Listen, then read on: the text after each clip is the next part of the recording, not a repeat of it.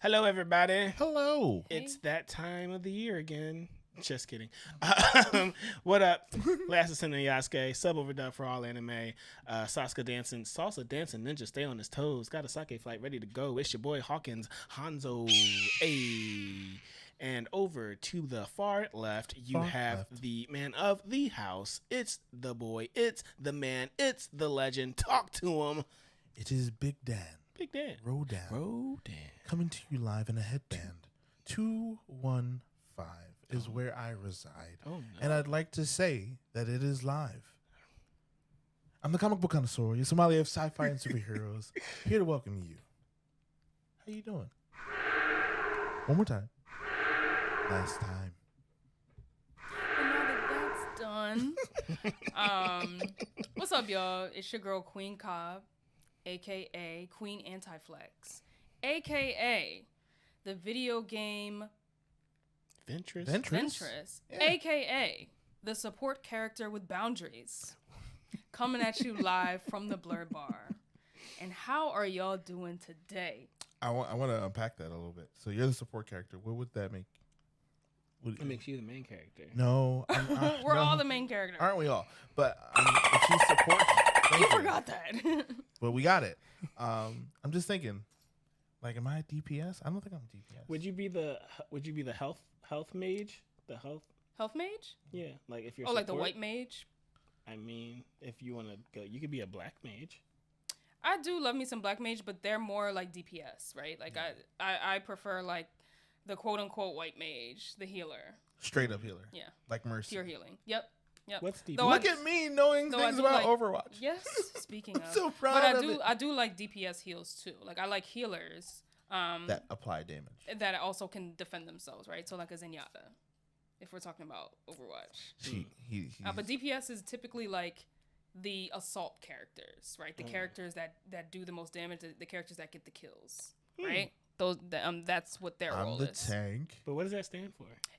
Isn't it damage per second? Which yeah. doesn't it's kind of like a PC term, MMO term maybe, but now it's sort of like applied unofficially or informally to the assault character. Gotcha. But if the focus is DPS, then that means you don't have much defense. Like Low health, time, yeah. you know, high damage output, yeah. but low defense. You really have to be defended well. The You have to be striker, as you healed, would. right? AKA my least favorite role, the most selfish role. They're patriarchs. They're capitalists. We don't need them. you just go out killing stuff. You just kill stuff and you beg, you Here I scream go and killing demand. again. You demand heals, right? Yeah.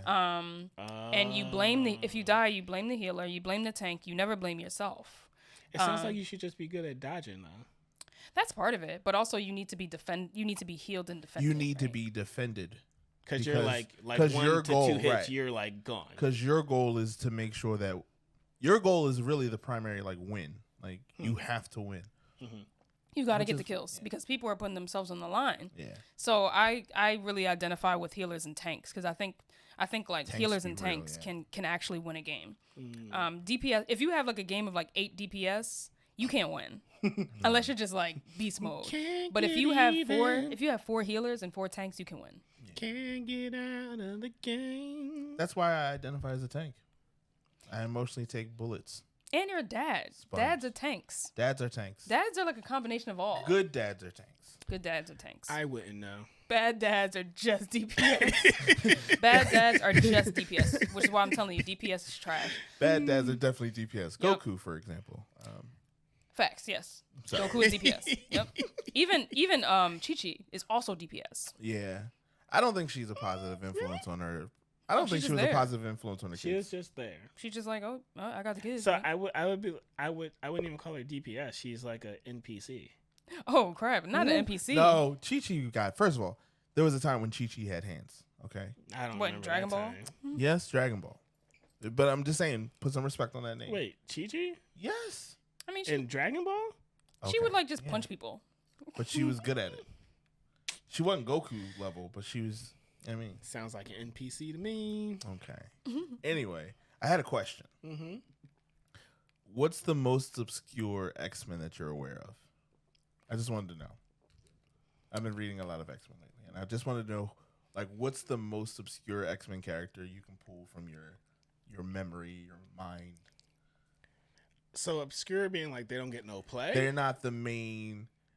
They're not like Cyclops, Rogue, Storm, Jean Grey, Colossus, Magic.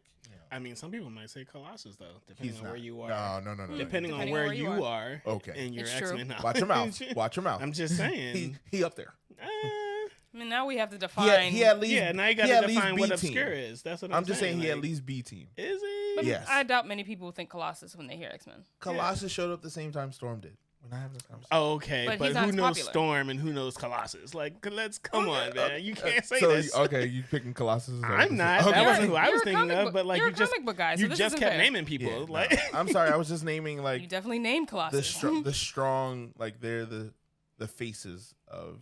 because like X-Men. some people would probably say like Darwin, right? Like, Darwin's definitely. I don't even know obscure. who that is. So He's yes. the black dude that died in X-Men First X-Men Class. First Class. I didn't see First Class. Ah. First Class was the one that had the different actors, right?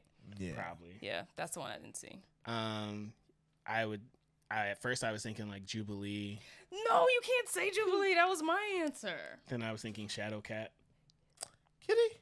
Kitty Pryde is great, but Kitty I Pryde agree. is not obscure, but that's your pick. Sure.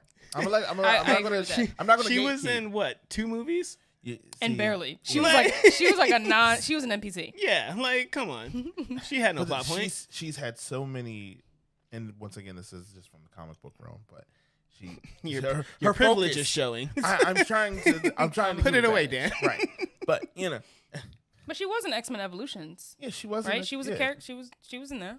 and I mean, Spike. so many storylines have been like surrounding her character. She's But- a great character. I think that she personally might be like, if we're talking about like who has like some of the best, mutant abilities, I would Shadowcat's up I would say like, yeah, that's a pretty good ability to have. Mhm. intangibility Yep. on call. On call, Yeah. and it doesn't appear it doesn't weaken her or anything. Is there are there Oh, there's limitations to it? definitely yeah. It's like, there's I that one time can't put she my tried to, hand through like- this for too long, Yeah, or it's gonna She- actually hurt. she had to hold like my keep breath. herself It gets stuck. phased into like a Lay bullet million. at one point. It was Oh, no. really crazy. Basically. But she can also, because she's intangible, she can also like exist in space. Oh, And colonize space. they do that actually. They ended up taking over Mars. All the I'm mutants. not surprised. But anyway, it wasn't. But Storm did it. So is it colonization? It might still be. yes. You ever heard of black gentrifiers? It's real. But I would say that the most obscure character to me is obviously Jubilee. I think that she is a character that's a lot stronger than what she's portrayed, especially in the 90s show. She's kind of just this brat who everybody just associates as having fireworks, but it's not fireworks. It's not. Is it hard light? It's called it's a word for Miss it. I Marvel. forgot the word. It's called Isn't it pyrotechnics? yeah, but there's like another word for it for the actual pew. Fireworks.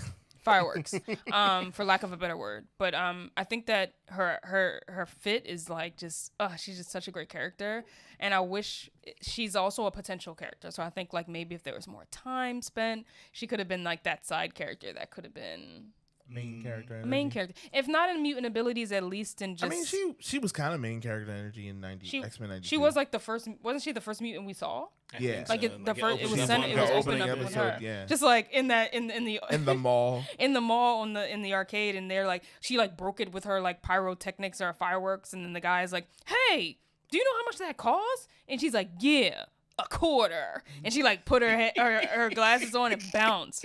And I'm like, "Yo, this is the greatest thing I ever saw." It's like I should have came up with that. So yes, So, yeah, Jubilee. that quarter line. That quarter line was great. My pick was going to be the X-Men or the mutant Forget Me Not. Literally, he just exists, but his power is that everyone forgets him all the time. Isn't that a Greek character? Oh no, nobody believes her. That's what that was. Yeah. Do we need to unpack that? What, the Forget Me Not X-Mutant? He like is on a team and everything, and every time he walks into a room, everybody's like, "Who are you?" And you like that? I think it's hilarious. It's a hilarious gag, but like Professor X has created redundancies in his cerebro that he walks around with on his head now to make sure he remembers him. Oh, Otherwise, okay. Let's go, Professor X. Accommodating. Right. He's trying, right? Wait, did this turn into an ableism thing? Of just like his power is just like he forgot. No, it's not his fault. But I'm saying like for Professor X to say like I'm gonna develop something just to make sure he doesn't forget him. To make sure I have control over somebody else, despite the That's differences. Professor X for you. That is Professor X. So, anyway. So everybody forgets him when he comes into a room. Is it? No one remembers him. No. That's his power. Is that by choice? No. Oh, that sucks. He can't turn that off. It's like that's like worse than Rogue at that point. That is worse than Rogue. No one remembers him at all. That sucks. And he's been like around and just a character, and you'll see him and he'll like they'll have lines between him and his currently his partner is Juggernaut. And so he works very closely with Juggernaut. And Juggernaut's like, yo, who are you again? Every time. Every time. Oh my God. That is the worst thing I've ever heard in my life. Worst partner to have. But it also, I think... you wouldn't know. You forgot. Right. But he also uses it to his ability for, like, stealth purposes. Like, he can just infiltrate things because people are just like, I'm sorry, who are you again? But then then the creators of the mission are like, who are you again? Yep. We didn't invite you here. But I didn't ask you to do that. He provides intel. So, I thought it was really creative. They figured out his niche of, like... That must be difficult to write, and they did it. Yeah. It was hard because the only line that they give him is, who are you? That sucks. So that was just my question because it lingered on my mind. That's traumatic. I read currently Legion of X, and he's one of the characters in it, and it's just. Did you do your homework of finding me Uncanny X-Men? Still working on it. I'm gonna get your comic books. Got you. Thank you. Anyway, that Emancipation trailer starring Will Smith. It's shot really well. Do we need it though? So Emancipation is a new film. It is. A limited release film that's going to come out in select theaters in At November December or December, early 2nd? December. Yep. December 2nd, and then streaming on Apple TV. Like on the December 7th or the 9th, yeah. Stars Will Smith playing a character that I believe's name is either Peter or some name that was not his, that was given to him, that was assigned to him. And it's based off of, it's based on a true story of a very famous photograph of a slave man sitting kind of like this, like posing for a photo, and you see his back, and there's like all these welts from like scarring, like really deep scarring of being whipped. And that photograph, it's a very famous photograph.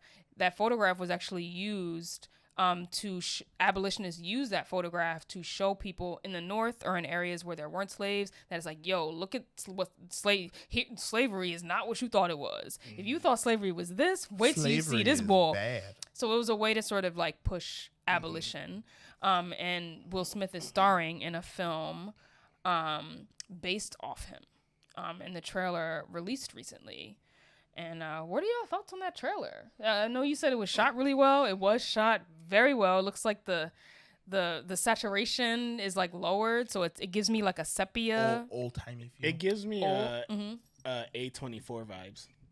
A24 vibes. I thought okay. I thought A24 for a second. Okay. I don't know. Aside from artistically, right, or how it was, how the trailer was developed, because anybody can make trailers look really, really good, right? That's very true. Trust me. But what about like, shame on me? Fooled me 5 times. That's why I don't watch trailers anymore. Like I'll watch the trailer, but I'm not big on trailers anymore. Remember Morbius? No, I'm sorry. Of course, Marvel always just finds its way in. It's always disappointing us. Yeah. So the content, or we already know this is going to be another slave film, right? Or maybe not. It seems to be centered around making it to the Union. He's a runaway slave. Trying to make it to the North. So it's a slave film. It's a slave film. Unfortunately, there's no other banner you can put around that other than it's a slave film, a movie addressing the topic of slavery. Sure.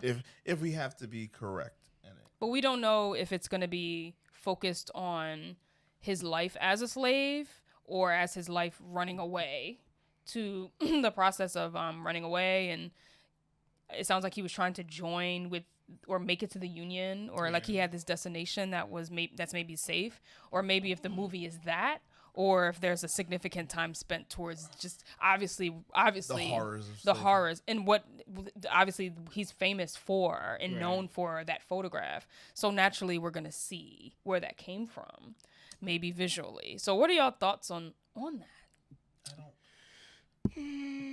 I don't know if it's needed. What would be interesting is if they go the route that I believe the director for Till is doing, where they don't do any of the they said there will be violence. No on-screen violence against black people.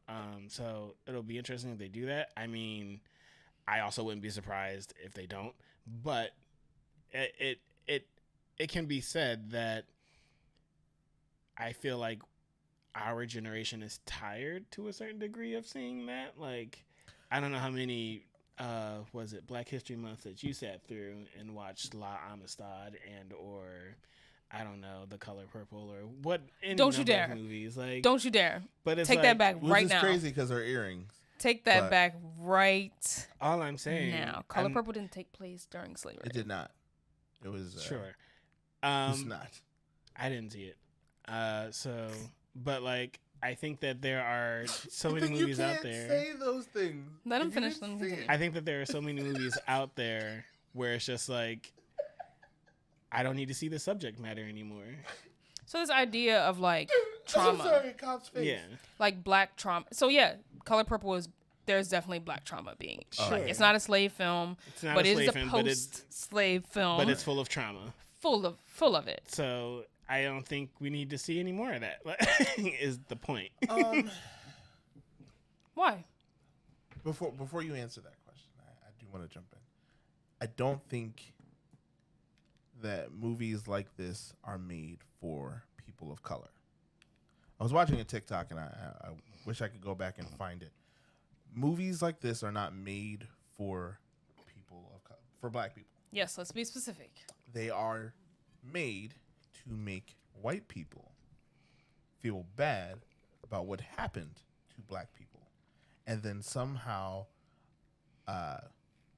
give them some resolution and absolve them of their sins by saying, it's not happening now, guys, or we got to do better now, guys. And so the target audience is for white people to feel emotionally connected to this history that they've shut down, or turned down, or even lied about.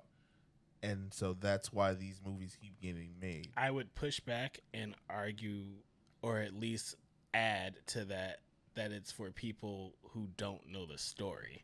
Because you said, I wish people would just read a book. And I do wish people would read a book. How many people are going to get that story in, from whatever...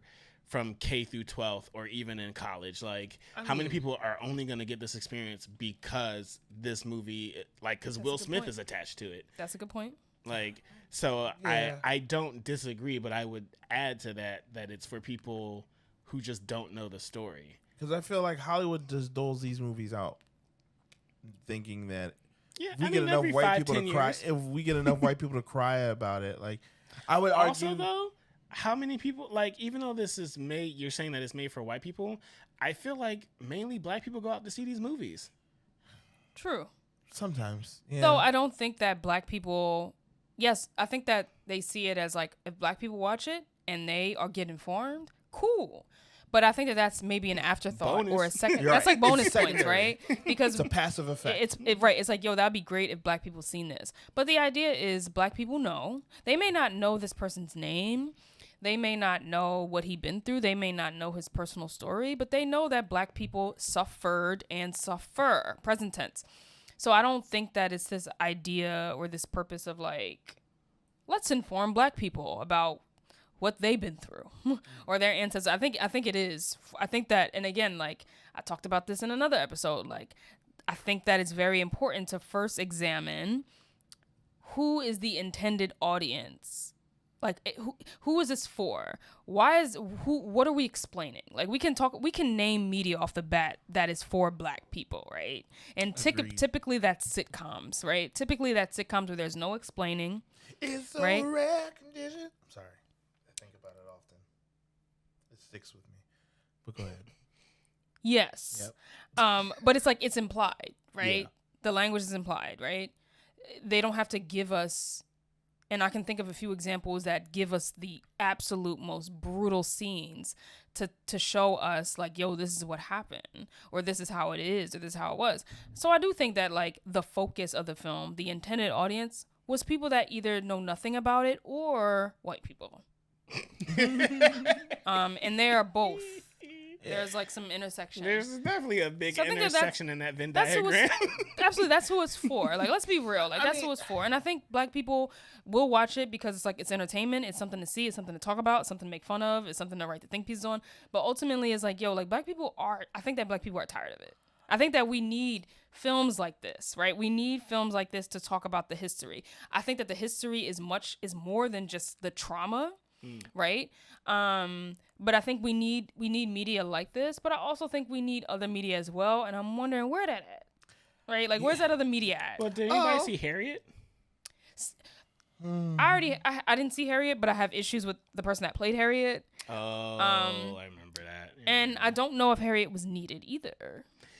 So okay, so here's my question, and we can segue into the next part. But I want to answer her question. Go ahead. You said that it's not needed, and there are more stories than just the trauma.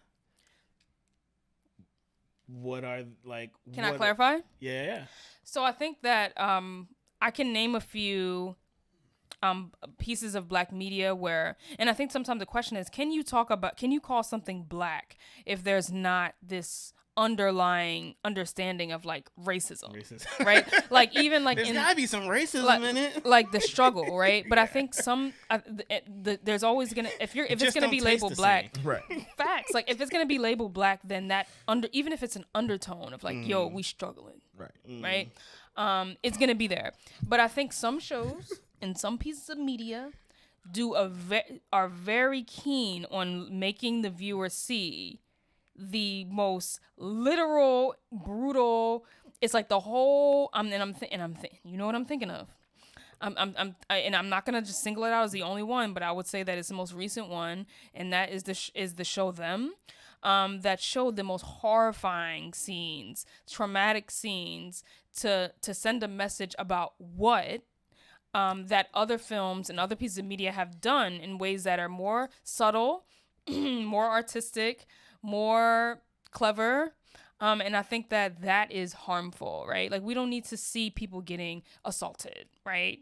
To know that it was tough back then. We don't need to see babies getting thrown against walls, literally, to know that children suffered.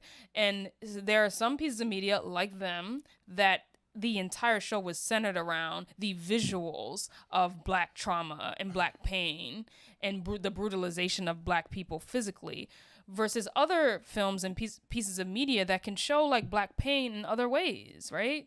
Like in ways that's like yo, yeah, but not in ways where it's like I need a trigger warning.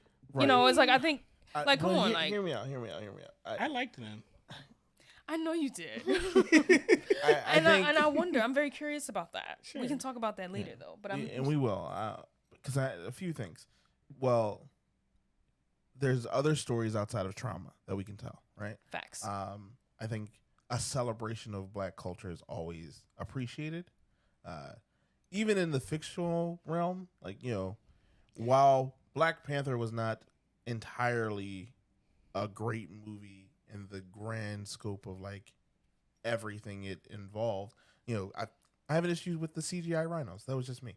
But when you look at like the thought of detail, like just the detail that went into like the outfits and making sure that the cast was diverse and broad, and at the same time still very focused on blackness. The body language, right. Like the implied sense of blackness that's there that doesn't need to be explained. Like the handshakes, the language is like, yo, this is black. And white people probably in the audience like, that's cool. Yeah, like, oh, okay. While blackness can be nuanced, I often think that subtext is the brush that Hollywood paints blackness.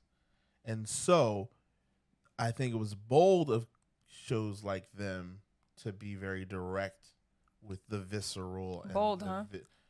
Bold. That's a generous word. But bold doesn't always mean positive, right? Bold means, it's out there. The it's out audacity. It could be, or the of that caucasity, woman, right? To executive Could be produce. Why not both? So I think sometimes the visceral is needed. However, the visceral happens on a day-to-day basis. But why is the visceral needed? The right? visceral is needed for the fact of reality. To make white people feel bad?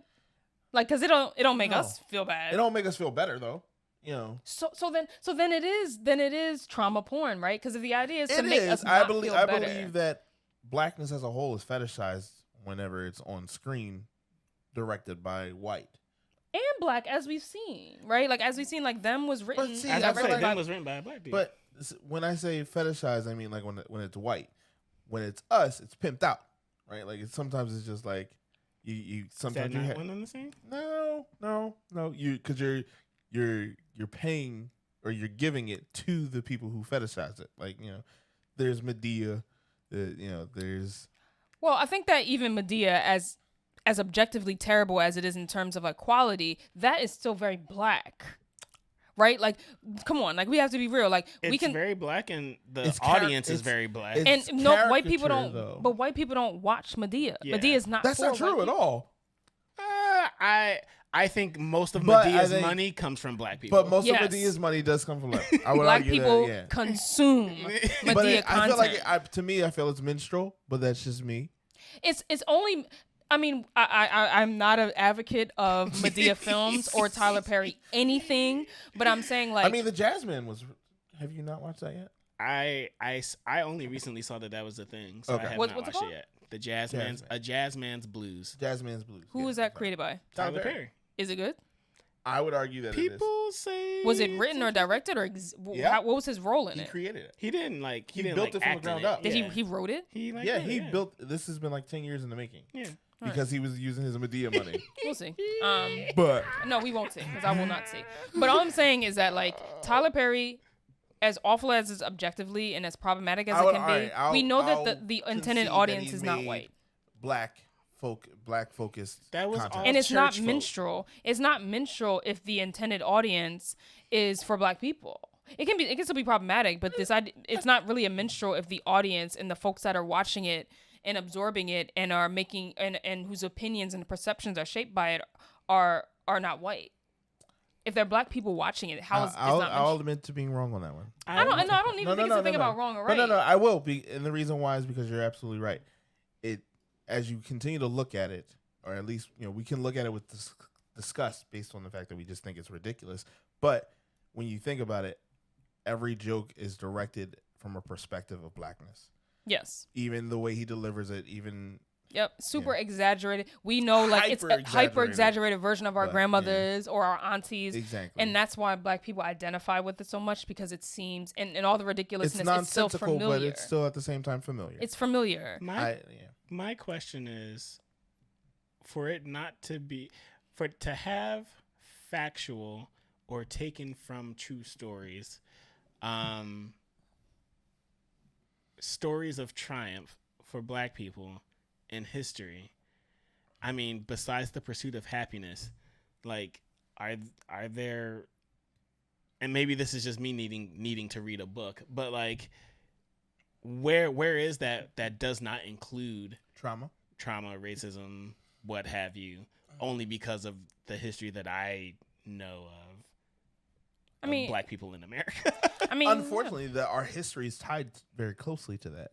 Yeah, unfortunately, a lot of our success story is tied to the fact of overcoming racism or segregation, and that's the key. And I want to bring up this article that I read on Medium about, and I don't want to like really just like focus in on like them, but them as an example. But there was an article written. And they quoted like Wes Craven, who talked about like the purpose of horror and how like horror is really meant to exploit or to show or put on stage our fears and then put it to bed. Right? Like you experience it as like this big thing. You go through it and then you put it away. Right? That's what Wes Craven says that the purpose of horror is. And then this other artist, and I wrote it down because I don't want to misquote him because it was said so beautifully. He's like a queer artist named Brandon Taylor and a writer, and he said something that says like, I don't understand how you make a horror if you were never safe, and how do you make something to terrify a people who have lived for generations in a state of constant besiegement. So can horror actually exist? Because this idea of horror is like, there has to be this sense of safety at one point, whether it's sense of safety at the beginning, because most horror movies are like situated where it's like you're safe and then you're not safe and then you're safe, right? Like that's how that's like pretty much like the format of like horror. Sure. Even though we've seen some horror, then you're not safe, and then you're safe. But we've seen some until horror. The sequel, right? Yes, but we've seen some horror that have completely like turned that upside down. Like A24 is like, was this Hereditary A24? Yes.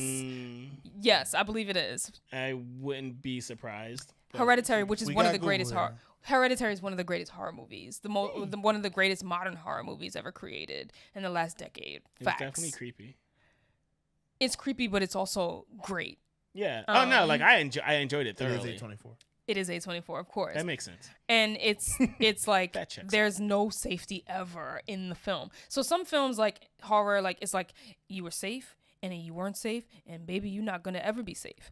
But I think like this, like the general format of horror is like you're good until you're not good, and then you overcome, and then you're good maybe, unless the sequel happens. And like this idea of like black horror is like there needs to be this sense of safety first, right? In order for something to be horror, the sense of safety has to be somewhere. And this particular writer is saying like, can you really call something black horror if like there was never a sense of safety? If the worst thing that can happen in a horror is death, and black people are always in reality faced with this very possibility of death, is there really a such thing as like black horror? Because does black horror really exist as a genre? I think that's very interesting only because so I guess we're getting into like black horror versus black trauma, right? So one of the movies that readily came to mind for black horror was the new Candyman, which was, in my opinion, really, really good. And it's like, was there a sense of safety? I mean, in the context of the movie, yeah, he was just an artist living his life, doing his thing. He wasn't gang banging or anything like that. But like we know that you don't have to be in the wrong crowd. You can just be in the wrong place at the wrong time. But that was horror. Yeah. Which is horror for black people, right? Sure, that's horror. But for him in that context, for that character, he was just fine, right? There was safety. He had his cute girlfriend. They had a nice apartment. Exactly. Or if you watch the first movie, he was always tied to it. Oh, right. I mean, but this was intended to be like a retelling for people that maybe have never seen the older ones, right? But this is a. They said forget about the other 2, 3, 4. What do they call that? They call it a reboot. spiritual sequel is what a spiritual sequel. So that's one thing where it's like, okay, there's safety. Then I mean, technically, it wasn't that he wasn't safe. Everybody else wasn't safe. Right. Until he wasn't at the very end. Until he got information. But then he is transformed so that he is safe because of the transformation. Horror is about overcoming. Right. And when we have like these films where there's like, especially if you're using like black trauma as your vehicle, or as like this tool that you're using to shock people or to make people afraid, and that costs something. There's a cost to that. There's a cost to throwing babies against walls. It's shocking. We gotta get away but from that. The baby wasn't thrown against the wall. It was just we gotta get away from it. But I'm saying like there is a cost to like visually presenting black trauma. It's not just a cost to you and your viewership, which are white people, but it's also a cost to black people, right? I agree. And I just think that it's like you can present horror and you can present struggle and you can present these things in a way where there's also overcoming. But I would argue that almost the majority of black centric or black focused horror always ends with an overcoming. One, because that allows it to stay fiction, right? Because if you make it out, you can't be halfway in and halfway out. But right? But because that's we what I'm know saying. that it's not overcoming because we live. Because But that's what I'm saying. real. Like Candyman, right? Like he overcame by pretty much accepting his identity as Candyman. But maybe that's why it was good. But that's why it's not really like the horror wasn't for us. Like we weren't horrified. It was was still scary. I wasn't scared. But do y'all think that then, Candyman was problematic? Like, do y'all think that Candyman was just a horror film where it was black people? Because then there's also that question: is can you make a horror film with black people in it and starring, and it's just like they just happen to be black? I think is that Lovecraft Country? Oh, or Us? Yeah, I would think Us. I would not say Lovecraft. That's true. Lovecraft definitely took black trauma, definitely, and flipped it on its head a little bit, and refocused by throwing elements like sci-fi and right, because it was like the context of time. But, it's like, I guess you can't say that, but like. Right. At the same time, within the context of it all, it still utilized trauma in a way, and racism, like like there was the whole basement of all those facts. That scared me because it was just creepy to look at.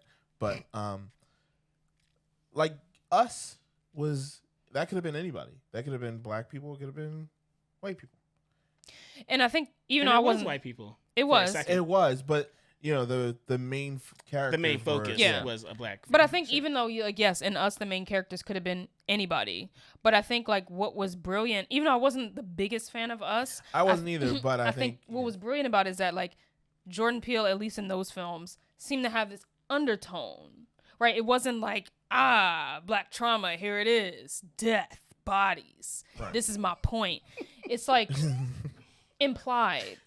Where it's like it's done in a way that I think is creative. It was subtext. It made you think. It made you feel educated watching it. It didn't dumb it down. And not traumatized. I feel like Get Out was a little traumatizing, only slightly. And I would only say for a person as a black male who, and this is the reason why he did it. He was also a black male who's been in a racial relationship. I see. So like that fear exists. But did they use brutalization as a way to drive the story? I mean, right? It was implied. It was implied, definitely implied, when they started dropping brains, taking the white people's brains and putting them in black bodies. Sure, but it wasn't in your face. And it was also like that was also like it was commentary. And it was also like this fictional horror part of it, right? Where it's like some and I'm not going to talk about them and again because I'm using that as just like my drive home examples. That's my base because they're using things that are very real. Even though they did definitely did that. They tried to use like supernatural elements, right? Shorty was predatory. Facts. Just kept, No facts, but I'm saying like dropping. I can deal with like these sci-fi elements to black trauma, right? Because, but I really can't deal with using images of people being the reality of trauma in a way that drives the story. Because I feel like if them didn't have those scenes, those really nasty, awful, scary like scenes. People wouldn't like it. People wouldn't watch it. Really? That's just my belief. Agree. I'd agree that it wouldn't have gotten. I don't think it would have gotten the same attention. Because it was the shock that drove that film. I mean that show. That was a shocking scene, but I felt like the demons that they were facing. Nobody gave a damn about the demons. I thought that was pretty interesting. I mean, true, the one demon actually came from that scene, or at least he harped on it. But then the other two, like the one girl who was dealing with the crazy white girl, and then the other smallest girl who was dealing with the crazy demon teacher. Like, I thought that was like pretty creepy and pretty like it just showed them facing their demons in this new place. Now, correct me if we've asked this question already, but is there a way to do black trauma without, or black horror without, like completely devoid of black trauma? Like in America, a black horror movie completely devoid of black trauma, historical trauma, racial trauma. No. Can it be done? I think it could be. I don't know if it has been though. Would it be labeled black? Would it be considered a black horror if it's just like you take a scary monster, but the main character is not? Is that what you guys just said with Us? Do you call that a black horror film? Absolutely. I was just asking. I mean, I know I do. But so would that qualify as I guess it would black qualify. horror without black trauma? I don't think you can have black horror because it just wouldn't be called. It would just be called horror. I don't even know if I would call black horror a genre, like a legitimate genre. But I'm saying like because it kind of seems like what's that word for when both it doesn't make sense. Redundant. Or not oxymoron. Not to say that the black experience is trauma, but I think like not to like say that, but I'm saying But like they're synonymous. I don't necessarily consider black horror a genre, but Parallel. but I think yes, you can have like black. I don't think that. I think that if you want to make a black film, then I think that the writers and the directors have control over what we see or what's implied. But I think you cannot really call something a black movie that explores the black experience, even if it's black joy, without there being some indication that there's some black because trauma. we always have to never forget where we came from. even like shows like Insecure, which I think is a great show, a great black show that does a very good job at showing black joy, black conflict, black love, and also like black trauma, right? Even if they don't need to see someone being thrown out of a window, it's because we know like there's a struggle economically for black women being in white spaces, like that is black trauma, right? And that's like I think that was shown so beautifully in like films and shows like Insecure and film, and even like some of the films that are like kind of trash, like even like Drumline and like Love and Basketball, where it's like we just got black people here. Stomp the yard. Yes, we just got black people here. Like this was made for black people, right? And there is this, and if you know historically what's happening, you know like black people gathered in these spaces because maybe we weren't allowed to be anywhere else, or maybe like we know the origins of black dance and where this came from, like. But you don't have to carry, the show is not carried on the bodies of our black ancestors or black people that have died and been murdered. It doesn't have to be carried on that, right? Like sometimes it's just like if it's truly for black people, I believe you do not have to show the visceral elements of it because we know. So it's a problem when we do it. But I think black people also, like black people can be capitalists and black people can sell out black people, and black people who want the audience to be white people, they will do the same thing. So these black people that make black trauma porn, they're not excused either, right? They're not excused either. And when you look at who writes the individual episodes, the director might be black, the writer might be black, but when you're looking at who's really like leading each episode, generally it's a white person. But I think that like if you're gonna tell a black story, then there's like this implication of like struggle somewhere, and it's racialized. But the film doesn't have to really get into that because it's for black people. You don't have to. Yeah, I don't know what that would look like outside of like us, and maybe it's just because I don't have the creativity for it. What about Master? Coming to America. That was for black people, and it was a comedy. Was it a horror? That wasn't a horror. But even it's not a horror. But I'm saying like the blackest films, no matter the genre, if it's black, then there's going to be something in there that shows like I'm black in this space, like I'm black. And Did that happen to Coming to America? I haven't seen it since I was a kid, but I remember there being Louis Anderson when he works at what is it called? It's not McDonald's. It's something else. McDonald's. But it's always McDougal's. But they always let the viewer know. I apologize like, to anyone else that's offended by the fact that I'm I sorry, can't get that name McDonald's. right. But it's always like like even if it's like the lightest comedy, not anything about like black trauma. It's like you are a black person in a space where maybe you weren't supposed to be. Like there's always that like damn like he in an office building, oh crap, like it's always like this like that paranoia, that anxiety in the audience. Sorry to bother you. It's considered a horror movie. That's funny. That's interesting. You know what else is considered a horror movie? Beloved. It would definitely be considered a horror movie. That shit scared the hell out of me. I would consider Precious to be a horror movie. I saw that was called like black trauma. But I didn't see it. But those are things. Even though it would, I don't even think it falls under that category. At least. It's a drama. It's a drama. It's but for us, it's horror, drama. right? Like that drama was horrifying. It wasn't a horror. It was horrifying. What is it? Black. For black girls or something like that. For colored girls. For colored girls. Horror. The film. Yes. He done took the baby and just out the window. That was just the film. Now, all right. It was based off of like a series of plays. I know, but it's. And wasn't it Tyler Perry? I believe it was Tyler Perry. What was that? There was a movie on Hulu. What's it called? not Good Hair, because that's Chris Rock's, but was it just called Hair or Bad Hair? Oh, it was like I think it's called Good Hair. The hair one or the colorism one? No, it's the hair. It's like a hair horror movie where like a black lady has hair. I think that's like killing people or killing like and it's like called Bad Hair or something like that.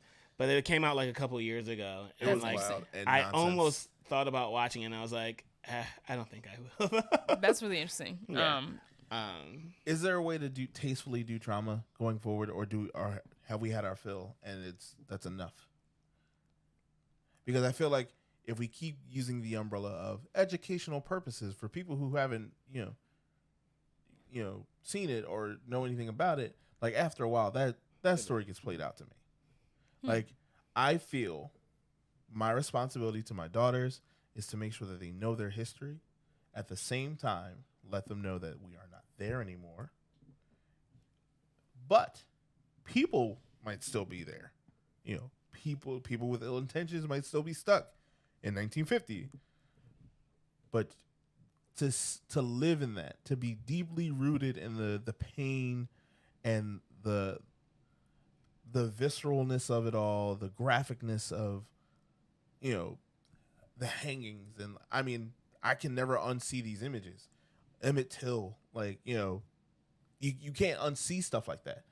And it either drives you for a better person or it creates a monster of eating, almost like the Ouroboros, right? Like you start eating your own tail of just like, I'm stuck in this circle of hating what happened and hating that there's people that exist for that. And so, like, how do you break that loop other than you stop showing it, right? There are plenty of ways to break that loop. Well, obviously therapy. But no, I think I think knowing is one of the knowing is half the battle. Knowing and being angry is a part of the process, right? Like I majored in criminal justice in undergrad, and like we took like race and crime classes, and we were watching movies and hearing all the awful things, and it made me angry. Like I was like mad. Like it took so much from me to just be mad all the time. I was on Facebook getting Facebook arguments about people on like Yahoo, and like I was angry and I didn't know how to get it out, and the only way I can get it out was by arguing with white people. But I think that there are ways to turn that anger into action or turn that anger into hope, and that comes from like community. That comes from like organizing and like meeting up with people who are like, yo, I was angry too, right? But let's do something. Doing podcasts, right? No. Like I think community, because it can be so easy to get to feel alone in that anger, and then it just stays there, and then you're just bitter and you're not getting anywhere.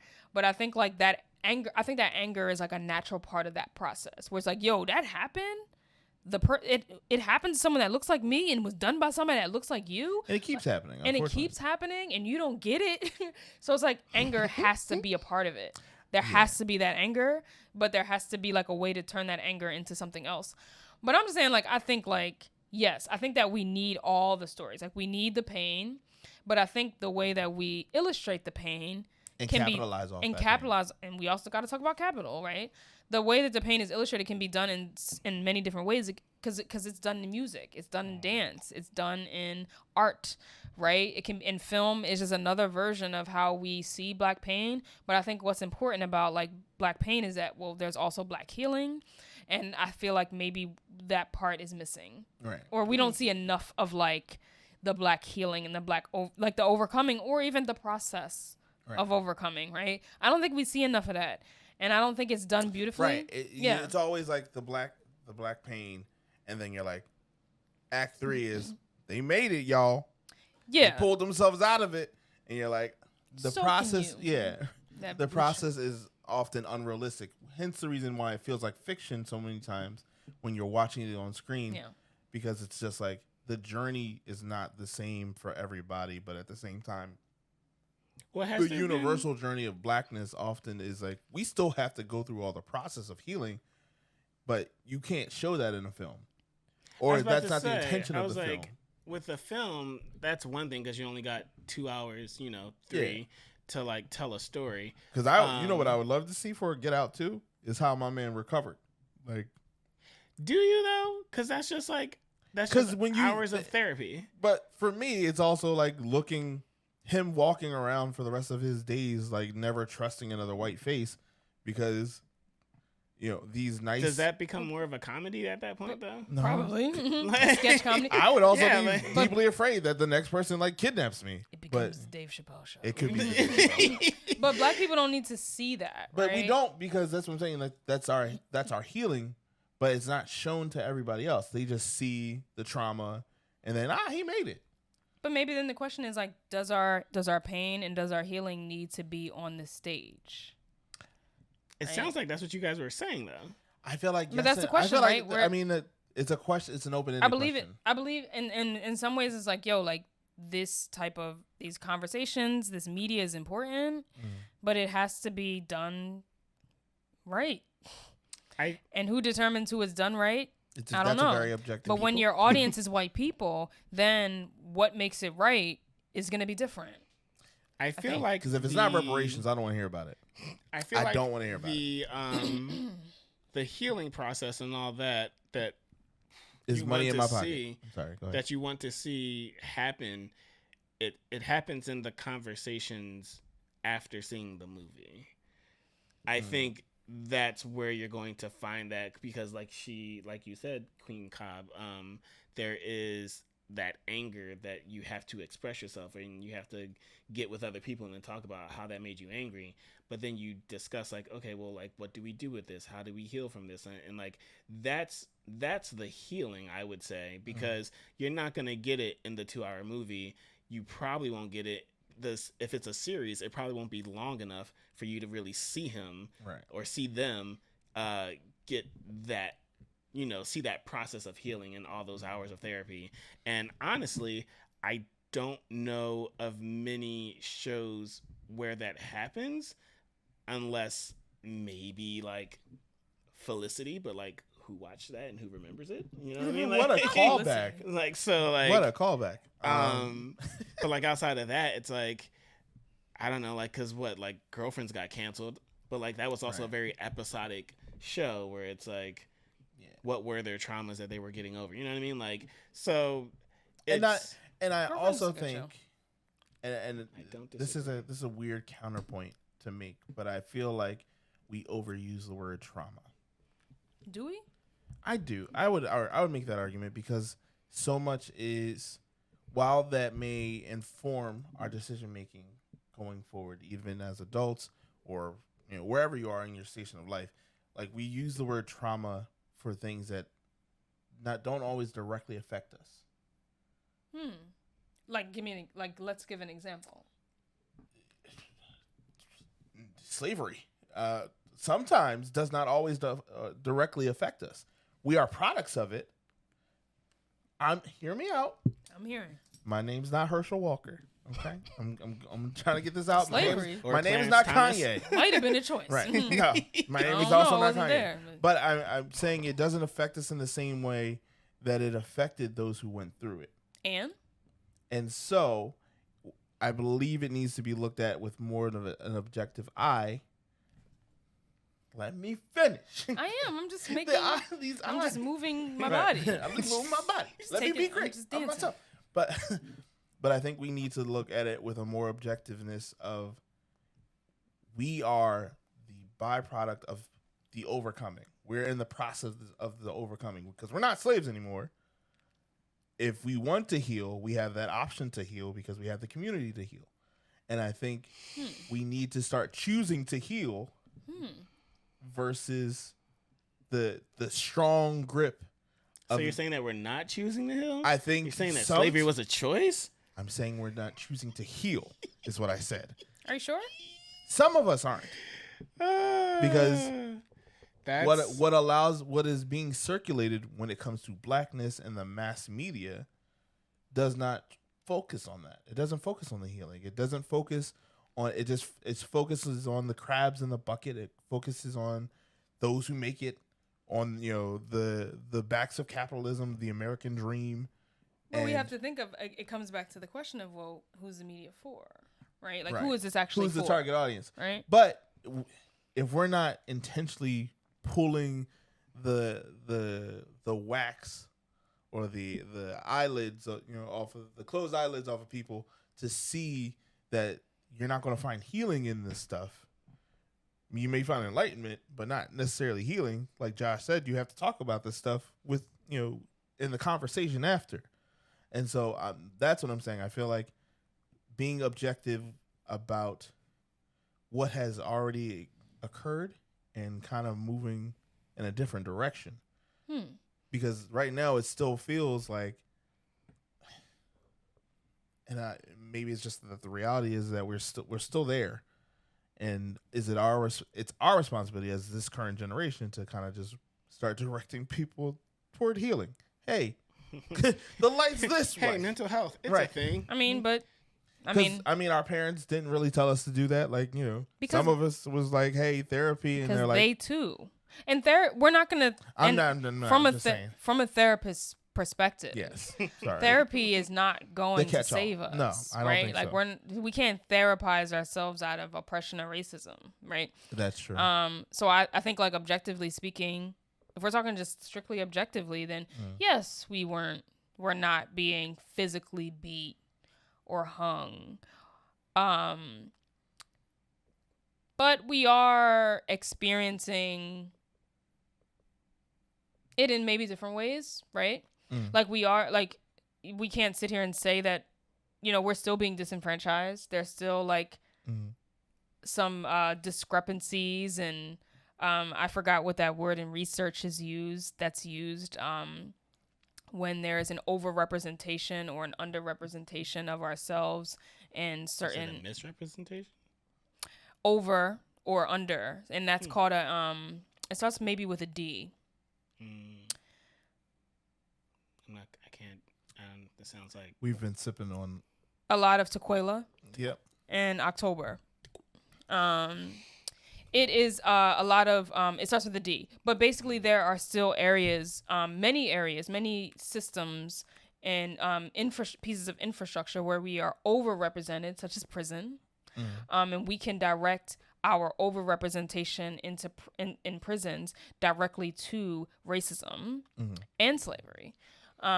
We can connect our underrepresentation in some industries, politics, housing, and we can direct that to slavery, to racism and to slavery directly.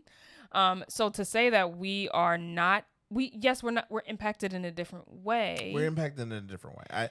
I couldn't really find the words, but at the same time, I'm also like, it's just like we're not. I don't want to keep being stuck here, and that's probably something I need to pay somebody for. But I don't want to keep. Owens enters the chat, and says we need to stop doing this, man. But you know what? We need to get at us. We need to get out of slavery, yo. But, yikes.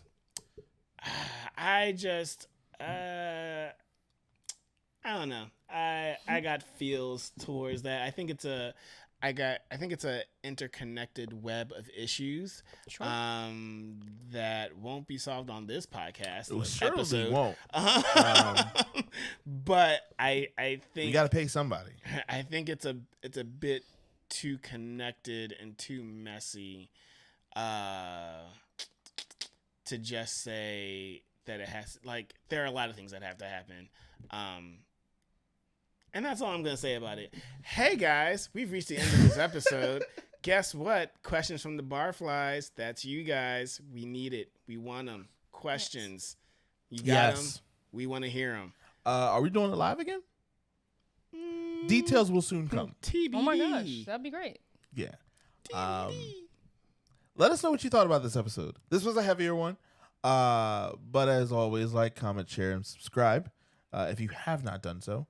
And send this to somebody that you may have had this conversation with. I'm pretty sure you've had this conversation with somebody. Just say, send it to somebody and say, aren't you just so tired of seeing the same black media over and over again? That's it. That's the chat. That's the tweet. Yeah or no? Tagline. Check this joint out. And also, we don't know what we're talking about. We don't. We're not. We are professionals just, in any way. In some ways, we are, because we are black. Right. There's no question to that. But we also. But it can be argued that I may not be. I think we span the spectrum of There is a spectrum of political blackness here. That's for sure. There's a spectrum of blackness that happens here at the Blurred Bar. There is no spectrum of blackness here. Okay. She said no. She said no. She said We're all isn't. black here. Right. Just to let y'all know, no matter how I sound. I know I sound like a little boy for all the people listening to audio. What? How did we know? But I'm a black woman. You said, how did we know? No. So, No. as we always like to say here, y'all have a blessed night. I think it's time for us to go. We just gonna go. Bye. Peace out. You said Nani earlier, so I had to make sure folks knew. Oh, that's not it. That's not it. There it is. All right, guys. Catch y'all later.